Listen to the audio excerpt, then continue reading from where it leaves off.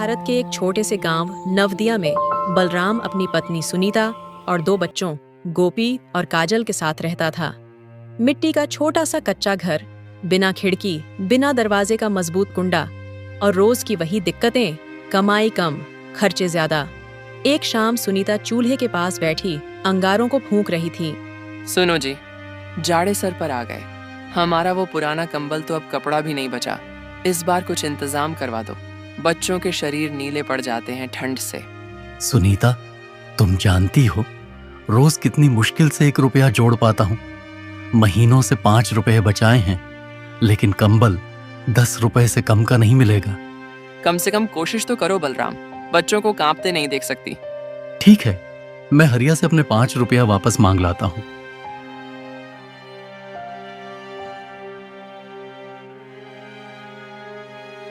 बलराम पहुंचता है। हरिया दरवाजे पर बीड़ी पी रहा होता है।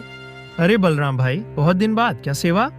भाई, वो मेरे 5 रुपये जो उधार दिए थे लौटाने थे, कंबल लेना है। भाई अभी हाथ तंग है, 1 पैसा भी नहीं पड़ा। कुछ दिन बाद आना। तुम आदमी कहलाने लायक भी नहीं। जिसके पैसे खाए बैठे हो उसके बच्चे ठंड से मरे तो मरने दो। ये लो बलराम भाई, मेरे पास 3 रुपए पड़े थे, आप ले जाओ। बाकी 2 रुपए हम बाद में दे देंगे। धन्यवाद भाभी, ईश्वर आपको सुख दे।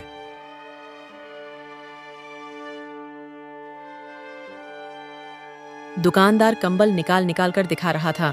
ये 10 का है, ये 12 का, ये 15 का। किस्मत अच्छी हो तो 8-10 की चीज भी मिल जाती है। तुम्हारे पास कितने हैं? बस 8 रुपए। कोई सस्ता दे दो सेठ, बच्चे ठंड में रात नहीं काट पाते। हम कोई धर्मशाला चला रहे हैं क्या? उधार भी नहीं देते ऐसे लोगों को। पहले पैसे का इंतजाम करो। बलराम का चेहरा गिर गया। वह चुपचाप वापस चल पड़ा।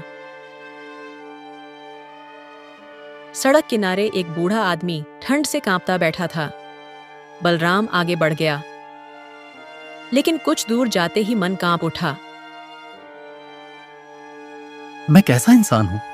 मैं तो अपने लिए भी कंबल नहीं ले पा रहा, पर यह बूढ़ा तो बिल्कुल अकेला है। कहीं यह ठंड से मर ना जाए। वह वापस लौटा।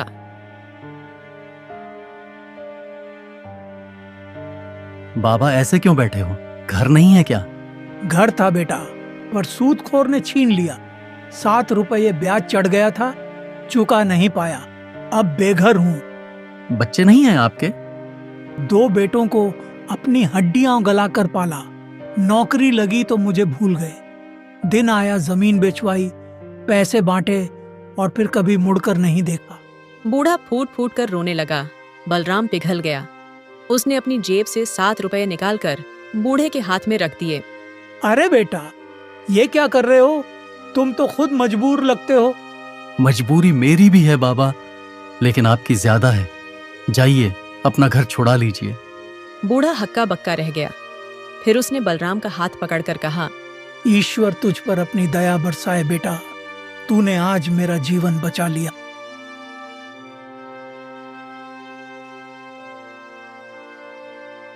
बलराम घर पहुंचा। क्या हुआ? कंबल मिला? नहीं, और वो 8 रुपये भी अब नहीं है। क्या? कहाँ गए पैसे? बलराम ने पूरी बात बताई। सुनीता ने माथा पकड़ लिया। किसी और के लिए अपना घर उजाड़ देते हो। क्या बच्चों की तकलीफ नहीं दिखती? सुनीता, उसकी हालत देखकर दिल नहीं माना। ईश्वर देखेगा, शायद कुछ अच्छा ही होगा। ठीक है, जो करना था कर दिया। अब खाना तो खा लो। बस 3 रोटी बची थीं, 2 बच्चों ने खाई। रात में दरवाजा खटका। एक बूढ़ी औरत कांप रही थी। बेटी, कल से भूखी हूँ, कुछ खाने को दे दो। माँ जी, हमारे घर में भी कुछ नहीं है। तभी बलराम बाहर आया। माँ जी, अंदर आइए। सुनीता, वह जो एक रोटी मेरे लिए रखी थी, इन्हें दे दो। सुनीता हैरान रह गई। लेकिन आप? इनके पेट की आग मुझसे बड़ी है। वह औरत रोते हुए रोटी खाकर चली गई और दुआएं देकर गई।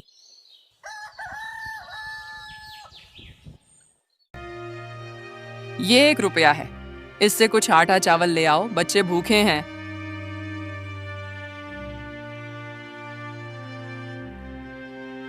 रास्ते में बलराम ने एक बूढ़े आदमी को रोते देखा। बेटा, मुझे हकीम के पास ले चल, बीमारी बढ़ रही है। पिताजी, पैसों के बिना क्या करूं? मेरे पास कुछ नहीं।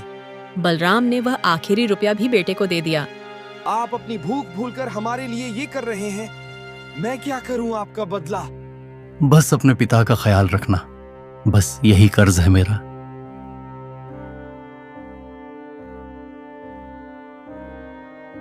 सुनीता ने दरवाजा खोला। तुम फिर खाली हाथ? बच्चे भूख से बेहाल हैं। बलराम ने सिर झुका लिया। अब क्या करूं? क्या अपने बच्चों को भूख से मरते देखूं? कुछ देर रोने के बाद सुनीता बोली, मेरी सोने की अंगूठी ले जाओ, उसे गिरवी रखो और राशन ले आओ। साहूकार ने अंगूठी देखकर पैसे दे दिए। बलराम राशन लेकर आया। खाना बना। सभी ने पेट भरकर खाया और सो गए। दो चोर छिपते छिपाते भीतर घुस आए। उनके पीछे राजा के सिपाही थे। मर गए, पकड़े गए तो फांसी लगेगी। थैली यहीं छोड़ चलते हैं, जान बची तो लाखों पाएंगे। वे सोने की सिक्कों की भारी थैली वहीं रखकर भाग निकले। सुबह देखा, सुनीता ने थैली देखी। बलराम ने थैली खोलकर देखा। सोने के सिक्के चमचमा रहे थे। सुनीता, ये ईश्वर की दया है। देखो, उसने हमारी नेकी का उत्तर दिया है। सुनीता की आंखों में भी चमक आ गई। बलराम ने नया पक्का घर बनाया। बच्चों के लिए अच्छे कपड़े, पत्नी के लिए नया कंबल, साहूकार से अंगूठी छुड़ाई। गांव भर में बलराम की चर्चा होने लगी और बलराम हर रात अपनी पत्नी से कहता, सुनीता, मन से निकला हुआ भला कभी खोता नहीं, समय जरूर लौटा कर देता है। दोनों हाथ जोड़कर कहते, ईश्वर का लाख लाख शुक्र।